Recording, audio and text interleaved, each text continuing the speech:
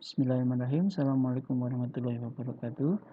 Masih kita latihan untuk mengotak-atik model ya, sehingga platform atau fasilitas perkuliahan online kita nanti bisa dimanfaatkan dengan semaksimal mungkin. Nah, pemirsa sekalian, gambarannya gini. Misalkan saya itu mengajar ada banyak kelas dengan mata kuliah yang sama. Misalkan pengantar aplikasi komputer A, kelas B, kelas C, kelas D.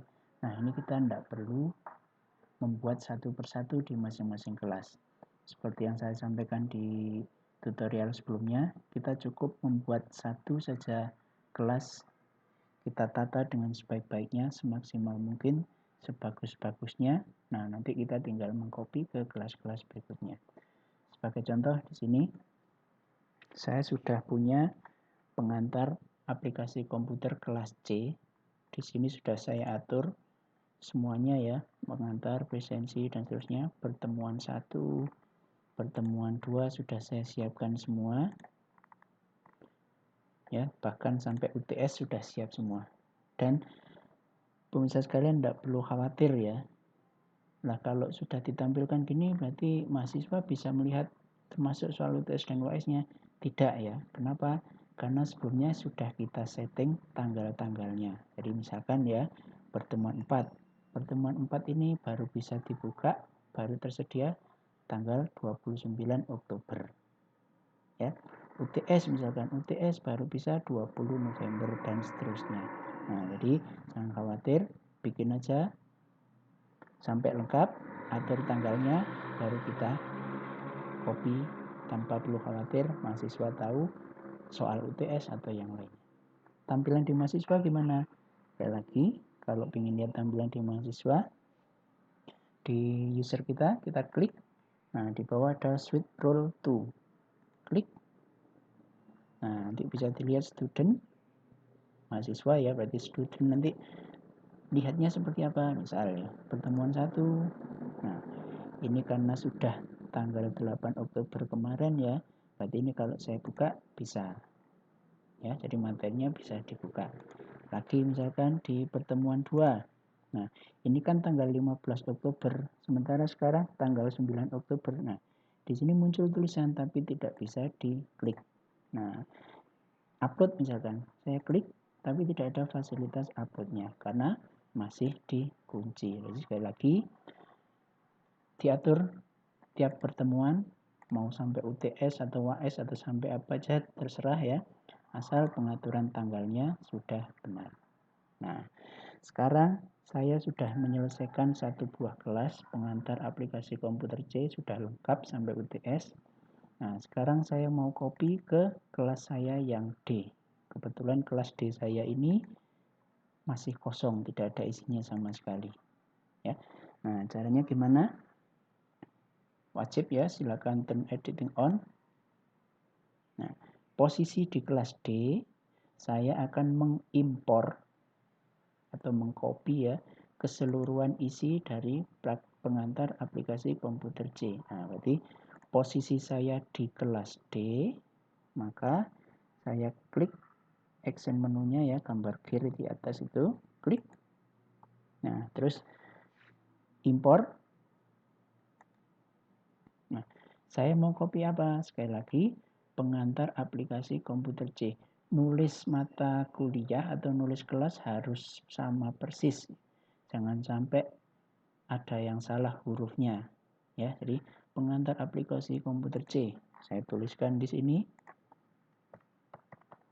Pengantar aplikasi komputer.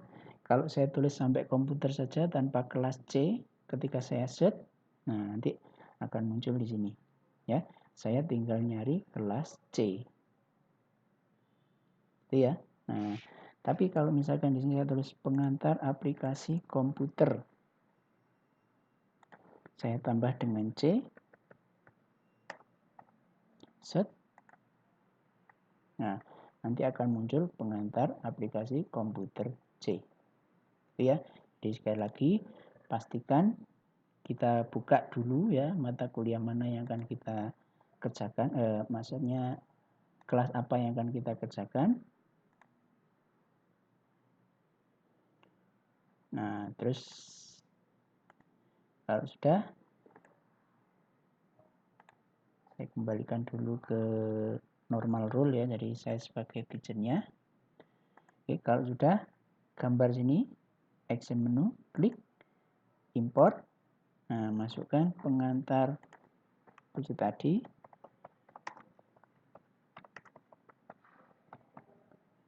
Komputer C misalkan ya. Set. Nah, nanti dia akan muncul. Nah, yang dipakai mana? Yang dipakai kita pilih yang pakai bawah ya. Continue. Nah, apa aja yang mau kita copy?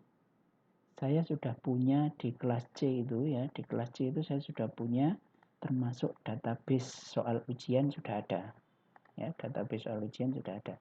Nah, maka di sini saya pilih juga sekalian karena saya mau mengcopy juga. Jadi include question bank-nya saya centang, atau dengan kata lain semuanya saya centang. Nah, kalau sudah, klik next. Nah, di bagian ini kita bisa pilih, misal ya, ini contoh aja. Misal ini saya buang dulu centangnya semua ya, berarti saya pilih none. Misal saya cuma mau mengcopy pertemuan satu saja, berarti yang saya centang cuma pertemuan satu saja. Contoh ya. Nah, nanti baru di next lagi. Gitu ya. Misal lagi, saya pingin pertemuan 5.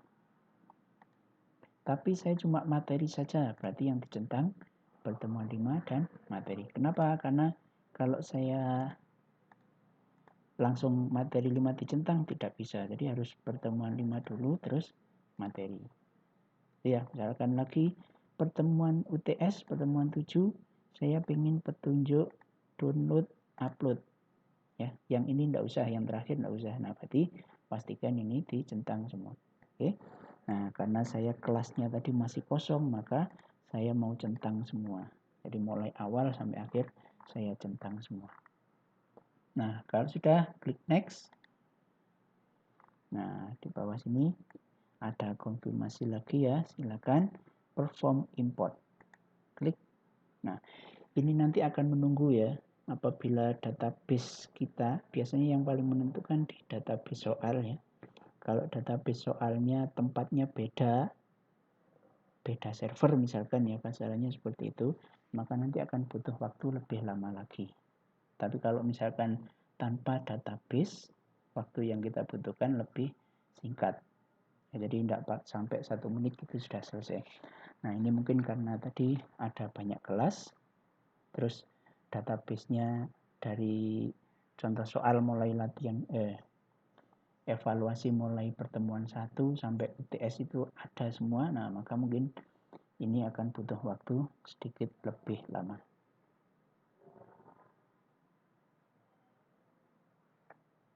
Nah, oke, sudah selesai ya. Sampai muncul layar hijau ini. Import complete ya, jadi saya selesai. Kita klik continue. Nah, maka sekarang saya punya salinan dari kelas C tadi di kelas D saya. Mulai pengantar, pertemuan gitu ya, sampai UTS, sampai dan lain sebagainya itu terkopikan semua. Nah, yang jadi PR kita apa? Kalau misalkan jadwalnya sama, misalkan kelas C tadi sama kelas D ini jadwalnya sama, mungkin saya tidak perlu ngubah-ngubah tanggal misalkan ya. Tapi misalkan beda hari, misalkan ya, kelas C tadi tanggal 8 Oktober, nah sementara kelas yang baru ini, kelas yang D ini misalkan tanggal 9 Oktober. Nah, berarti di pertemuan 1 yang tanggal 8 harus saya ubah jadi tanggal 9. Nah, caranya gimana? Turn editing on ya, pertemuan 1 saya ubah tanggalnya edit setting tanggal 8 Oktober tadi saya ubah jadi tanggal 9. Kalau sudah jangan lupa di save. Ya. Pertemuan 1 lagi tanggal 1 tugasnya tanggal 8 saya ubah jadi 9. Ya, di sini saya ubah jadi 9. dua-duanya saya ubah jadi tanggal 9. Terus jangan lupa save ya. Atau ini ada tips ya. Misalkan saya mau mengubah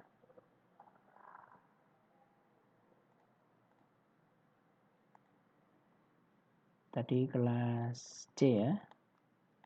Di kelas C ini saya mau mengubah secara agak cepat gitu ya, agak cepat ya karena tidak cepat banget ya. Misalkan pertemuan 3, ini kan tanggal 18. Saya mau ubah jadi tanggal 19 sehari berikutnya. Nah, saya buka aja semua ini satu-satu. Nah, caranya gimana? Saya tekan kontrol di keyboard, terus klik materi pertemuan 3. Nah, dia muncul di sini. Tekan kontrol di keyboard, tugas pertemuan 3 muncul sebelahnya. Kontrol upload, nah muncul sebelahnya. Evaluasi, kontrol, klik, nah muncul. Nah, terus jangan lupa edit ya, edit setting. Terus semuanya yang empat-empatnya tadi saya edit setting. Ini tip aja ya untuk mempercepat. Nah, terus saya ganti balik lagi ya. Misalkan tanggal 18 jadi 19 misalkan ya, save. Terus yang ini tadi 18 jadi 19, save. Nah ini lagi 18 jadi 19, save lagi. Nah terakhir ini juga jadi 19.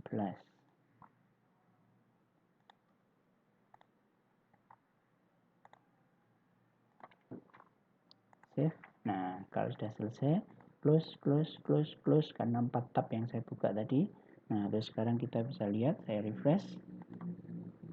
Nah, pertemuan 3 sudah berubah jadi 19 semuanya. Nah, baik. Sampai di sini dulu tutorial kita pada kesempatan kali ini, yakni bagaimana cara mengcopy kelas yang memiliki materi yang sama. Nanti kita tinggal mengganti tanggal-tanggalnya. Ada kurang lebihnya mohon maaf. Assalamualaikum warahmatullahi wabarakatuh.